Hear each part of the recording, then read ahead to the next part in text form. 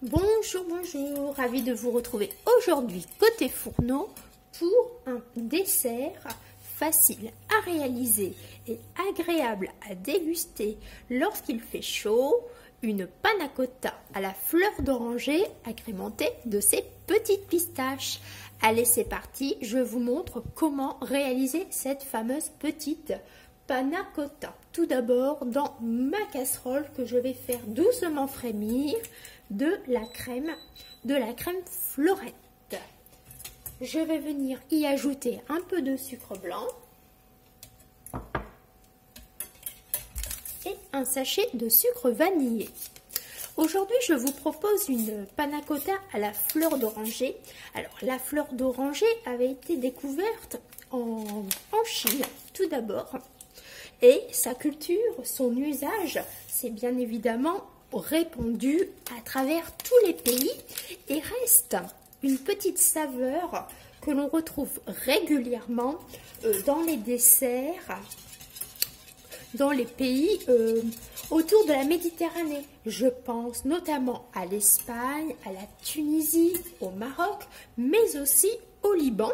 D'ailleurs, le Liban est grand producteur d'arômes d'oranger. Voilà, donc dans ma casserole, j'ai fait dissoudre mes sucres. Maintenant, on laisse frémir tout doucement. On va venir tout simplement après mettre un petit peu de fleur d'oranger. La fleur d'oranger, notamment aussi, a des vertus calmantes, apaisantes, de nombreux petits bobos pour les enfants, notamment lorsque des douleurs dentaires, on utilise de la fleur d'oranger dans les médicaments. Ça a vraiment une vertu calmante et apaisante. Et pour la petite histoire, la fleur d'oranger, c'est le symbole de l'amour. Et la reine Victoria, la princesse Victoria, la reine Victoria, qui s'était mariée donc en 1840, portait une couronne de fleurs d'oranger. Alors après, c'était devenu à la mode de mettre une jolie couronne de fleurs d'oranger lors des mariages, lorsqu'on se mariait. Donc la fleur d'oranger a toute une histoire, a plein de symboles. Alors pourquoi pas aujourd'hui faire un petit dessert avec? Allez, voilà, ma petite crème est assez chaude. Je coupe le feu. Je vais venir tout simplement... Alors, je vais venir tout simplement mettre ma fleur d'oranger. Alors ça, c'est selon votre goût. Moi, j'en mets 3-4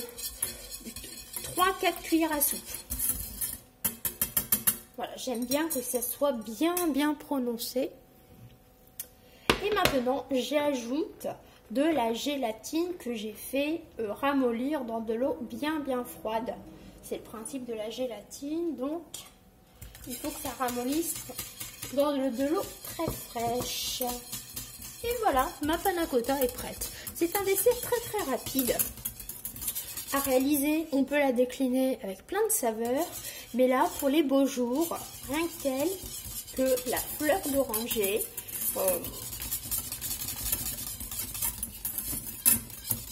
Pour finir, un bon repas. Voilà. Alors,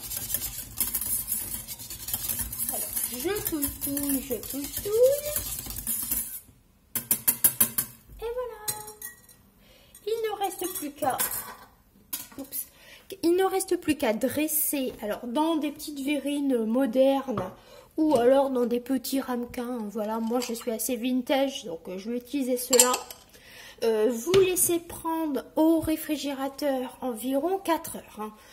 Moi j'aime bien préparer toujours mes petits desserts la veille. Enfin, ce type de dessert je prépare toujours la veille. Et après, pour décorer vos verrines ou vos petits ramequins, je vous propose d'agrémenter la panna cotta à la fleur d'oranger avec des pistaches. Après, ça se marie très bien aussi avec des pépites de chocolat. Et pourquoi pas tout simplement une fleur comestible. Ça peut faire très joli sur vos verrines, sur vos ramequins. Voilà. Alors, je vais commencer à verser ma crème, enfin ma panna cotta dans mes ramequins. J'en mets toujours partout, hein. Je ne sais pas faire autrement.